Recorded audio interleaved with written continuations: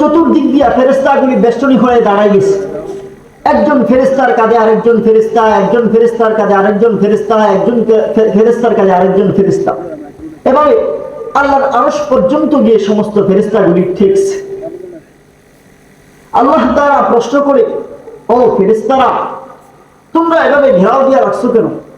বলে, আল্লাহ, কিছু বান্দা আপনাকে মহাব্বত করে, আপনার ভয়ে তারা কোরআন হাদিসের আলোচনা করতেছে, শুনতেছে।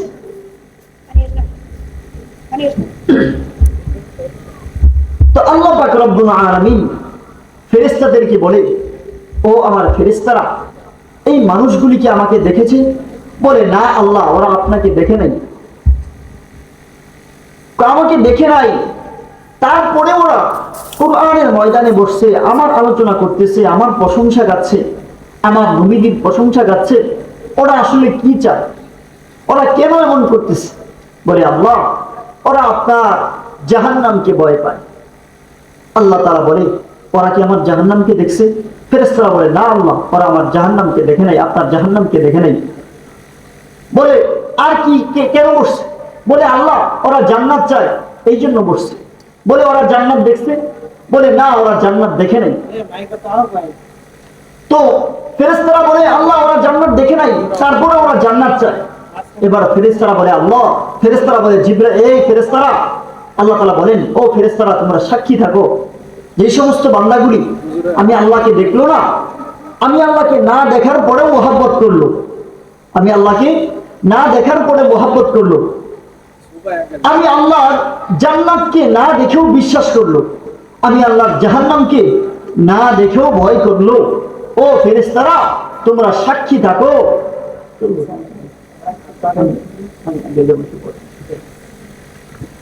ও ফেরেশতারা, তোমরা সাক্ষী থাকো, এই যে মানুষগুলি এই জান্নাতের বাগানে বসছে, আমাকে ভয় পাইছে, আমাকে ভালোবাসছে, আমার নবীকে ভালোবাসছে, আমার কোরআন হাদিসকে মহব্বত করছে, আমার জাহান্নামকে ভয় পাইছে, আমার জান্নাতের আশায় ওরা আছে। ও ফেরেশতারা, তোমরা সাক্ষী থাকো, আমি এই সমস্ত বান্দাগুলোকে জান্নাতের অধিকারী বানিয়ে দিলাম। বলেন না সুবহানাল্লাহ। শুধু তাই না, ও ফেরেশতারা, তোমরা সাক্ষী থাকো, এই যে মাহফিলের ময়দানে বসছে, আমি আল্লাহ তাআলা বসা মাত্র বান্দার জীবনের ছোট্ট ছোট্ট সগীরা গুনাহগুলি আল্লাহ মাফ করে দিলাম। সুবহানাল্লাহ বলেন না।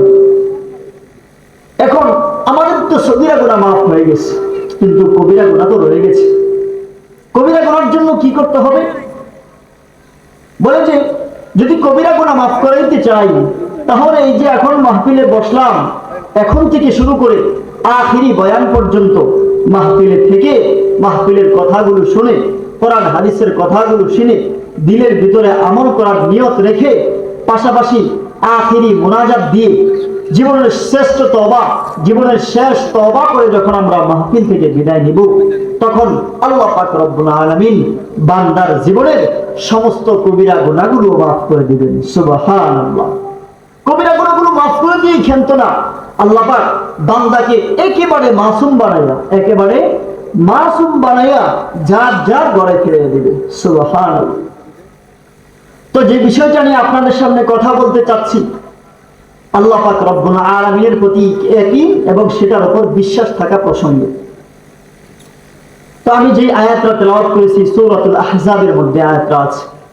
আল্লাহ পাক রব্বুল আলামিন বলেন, ওয়ালাম্মা রাআল মুমিনুনাল আহজাব ক্বালু হাযা মা ওয়া'আদানাল্লাহু ওয়া রাসূলুহু ওয়া সাদাকাল্লাহু ওয়া রাসূলুহু ওয়া মা যাদাহুম ইল্লা ঈমানাও ওয়া তাসলীমা। যখন সাহাবায়ে কেরাম দেখলো আহজাবের যুদ্ধ সাহাবায়ে কেরামের সামনে যখন চলে আসলো, কাফের বেঈমানরা যখন মুসলমানদের বিরুদ্ধে যুদ্ধ করার জন্য চলে আসলো, সমস্ত সাহাবীরা বলতে লাগলো, হাদা মা ওয়া'আদানাল্লাহ, আল্লাহ পাক এবং তার রাসূল, ওয়া'আদানাল্লাহু ওয়া রাসূলুহু, আল্লাহ এবং তার রাসূল আমাদেরকে তো এর ওয়াদা দিয়েছে। সূরা বাকারার আয়াতের মধ্যে আল্লাহ তাআলা আগেই জানাই দিয়েছে, আহসিবতুম আন তাদখুলুল জান্নাতা ওয়ালাম্মা ইয়াতিকুম, তোমরা কি ভেবেছো তোমরা এমনি জান্নাতে প্রবেশ করবা? তোমরা কি সহজে সহজে জান্নাতে প্রবেশ করবা? না না না, জান্নাতে সহজে প্রবেশ করতে পারবা না। আল্লাহ পাক বলেন, আম হাসিবতুম আন তাদখুলুল জান্নাতা ওয়ালাম্মা ইয়াতিকুম মাসালুল লাযীনা খালাউ মিন ক্বাবলিকুম মাসাতহুমুল বা'সাউ ওয়াদ-দাররাউ ওয়া যুলজিলু হাত্তা ইয়াকুলার রাসূল ওয়াল লাযীনা আমানু মা'হু মাতা নাসরুল্লাহ আলা ইন্না নাসরাল্লাহি করিব। আল্লাহ পাক বলেন, বান্দা তোমরা কি ভাবতেছো এমনি তোমরা জান্নাতে প্রবেশ করবা? না না না, এমনি জান্নাতে প্রবেশ করতে পারবা না। কেননা আমি যত পূর্ববর্তী উম্মত পাঠিয়েছি, যত নবী রাসূল পাঠিয়েছি, সমস্ত নবী রাসূলদেরকে আমি কষ্ট দিয়েছি। তারা কষ্টের মধ্যে ছিল, বড় দুঃখের মধ্যে ছিল। শেষ পর্যন্ত হাত্তা মাতা রাসূলুল্লাহ, সাহাবায়ে কেরাম, নবীদের উম্মতরা নবী দেওয়া পর্যন্ত বলেছে, আল্লাহ তোমার সাহায্য কোথায়? নবীরা পর্যন্ত বলেছে, আল্লাহ তোমার সাহায্য কোথায়? সমস্ত নবীর উম্মতরা বলেছে, সাহায্য কোথায়? আর তোমরা এমনি বুঝি জান্নাত পেয়ে যাবা? সাহাবায়ে কেরাম যখন এই আয়াতটার কথা স্মরণ হয়ে গেল আর আহজাব যুদ্ধের এই পরিস্থিতি যখন দেখতে পেলেন, সাহাবায়ে কেরাম তারা বলতে লাগলো, হাযা মা ওয়াদানাল্লাহু ওয়া রাসূলুহু, আল্লাহ এবং তার রাসূল যে ওয়াদা পূর্বে করেছে, আজকে তো সেই ওয়াদার সত্যই তো আমরা দেখতে পারতেছি। আজকে এই ওয়াদার বাস্তবতা তো আমরা দেখতে পারতেছি। অসাদাকাল্লাহু ওয়া রাসূলুহু, আল্লাহ এবং তার রাসূলের কথা সত্য। অসাদাকাল্লাহু ওয়া রাসূলুহু, আল্লাহ এবং তার রাসূলের কথা সত্য। ওয়া মা যাদাহুম ইল্লা ঈমানান ওয়া তাসলিমা। যখন তারা এই পরিস্থিতি দেখতে পেল, তাদের ভিতরে ঈমান বেড়ে গেল। সুবহানাল্লাহ, তাদের ভিতরে ঈমান বেড়ে গেল।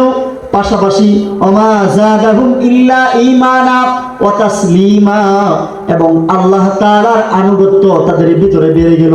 কোন রেখেছিলেন।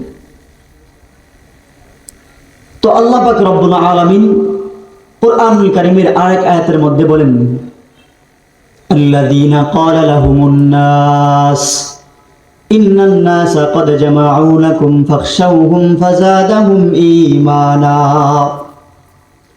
লোকেরা বলতে লাগলো, ও মুসলমানবাসী, কাফিরদের এক বিশাল সৈন্যবাহিনী তোমাদের বিরুদ্ধে যুদ্ধ করার জন্য সান সরঞ্জাম আদি নিয়ে প্রস্তুত হয়ে গেছে। তোমরা তাদেরকে ভয় করো। ফাখশাউহুম, তোমরা তাদেরকে ভয় করো। সাহাবায়ে কেরামের দিলের অবস্থা কি হয়ে গেল? সাহাবায়ে কেরামের দিলের অবস্থা পুরোটাই পরিবর্তন হয়ে গেল, বিপরীত হয়ে গেল। সাহাবায়ে কেরাম তাদেরকে তো ভয় করলেন না, তাদের ভিতরে উল্টা ফাখশাউহুম ফাযাদাহুম ঈমানা, তাদের ভিতরে ঈমান আরো বৃদ্ধি পেয়ে গেল। তাদের ভিতরে ঈমান আল্লাহ তাআলা আরো বাড়ায় দিলেন। ঈমান বাড়ায় দেওয়ার ফলে কি হয়েছে? একটা সময় দেখা গেল আল্লাহ তাআলার প্রতি তাদের এই তাওয়াক্কুলের কারণে কাফেরদের দিলের ভিতরে আল্লাহ তাআলা এত ভয় সৃষ্টি করে দিলেন, কাফেররা পরাজিত হয়ে গেল।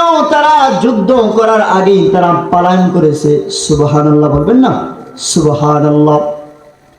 আল্লাহ পাক রব্বুল আলামিন অন্য আয়াতের মধ্যে বলেন, ওয়া তাওয়াক্কাল আলাল হাইয়্যিল্লাযী লা ইয়ামুত।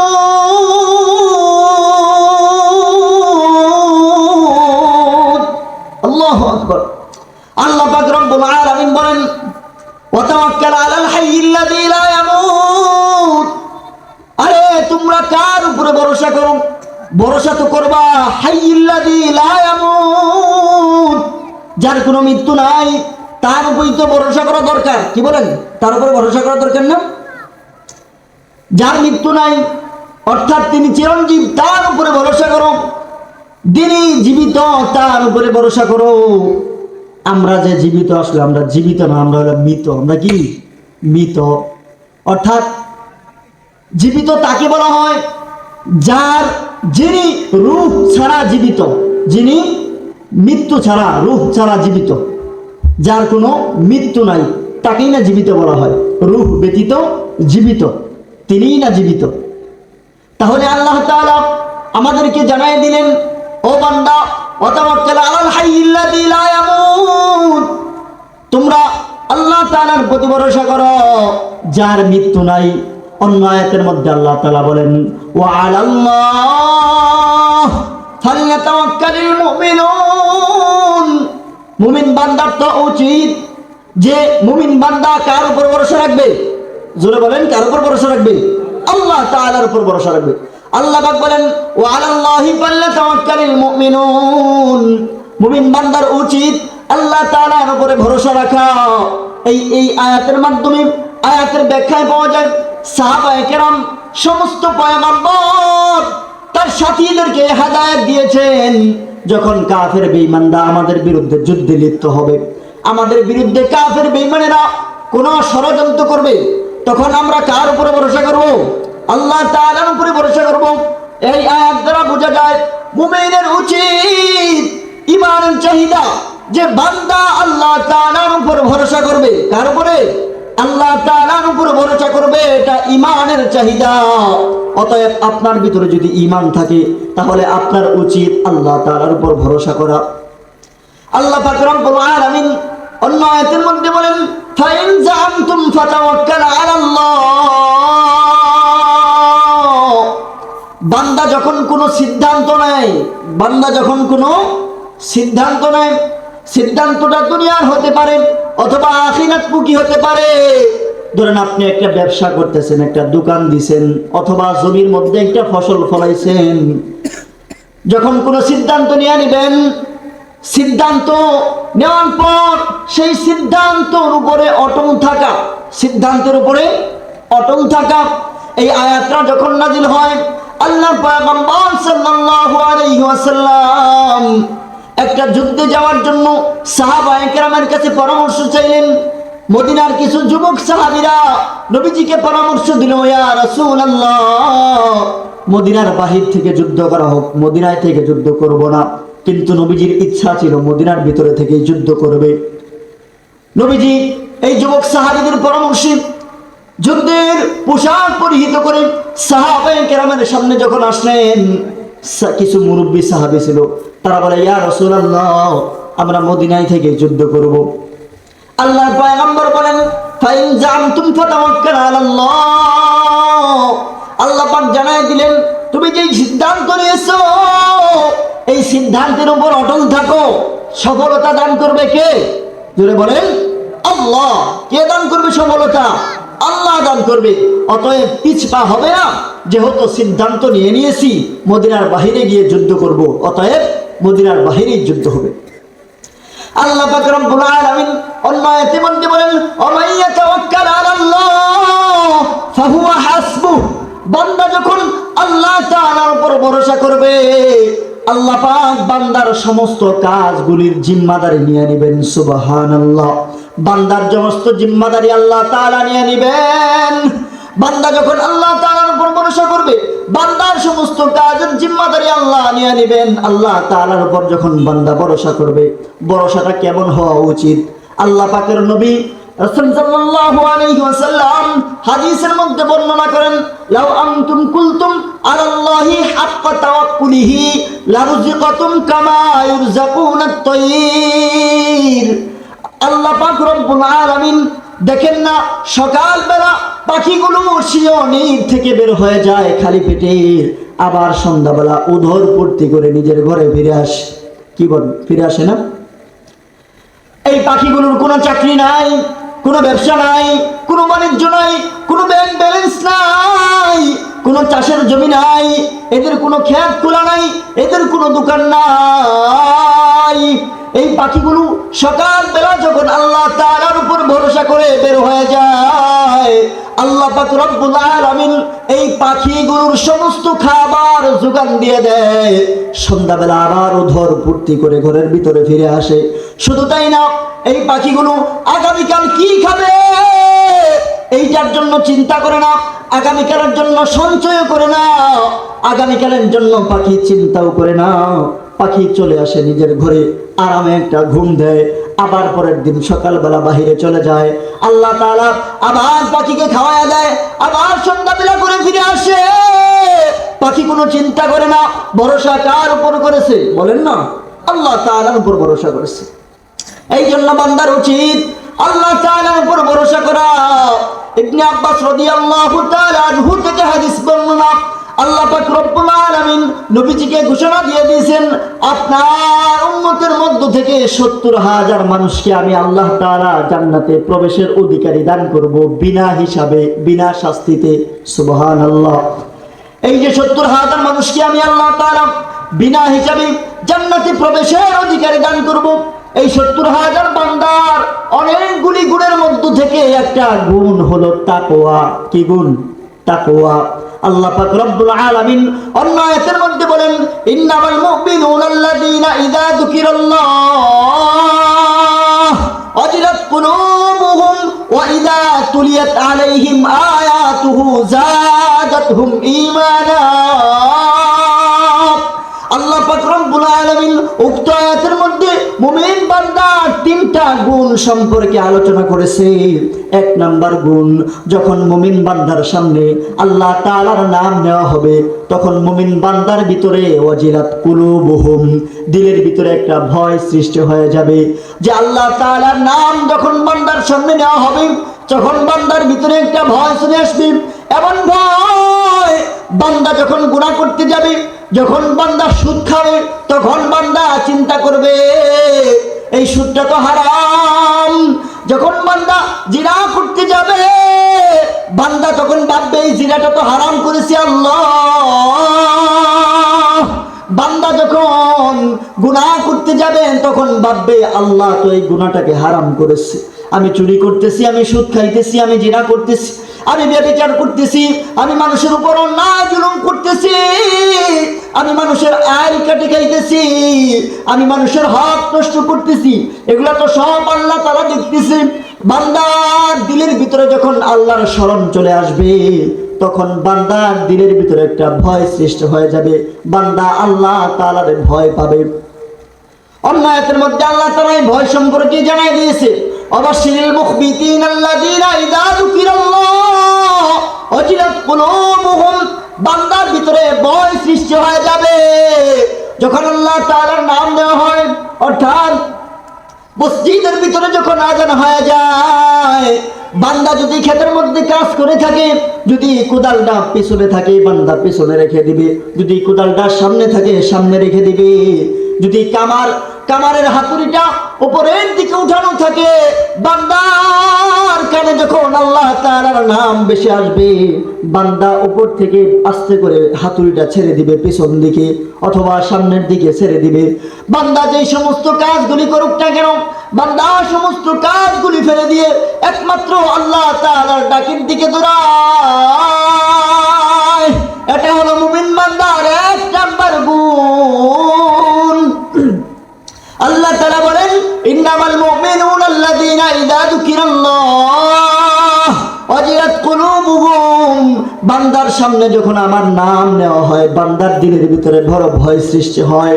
এই ভয়ের কারণে বান্দা গুনাহ করতে পারে না। এটা হলো ১ নাম্বার ভয়।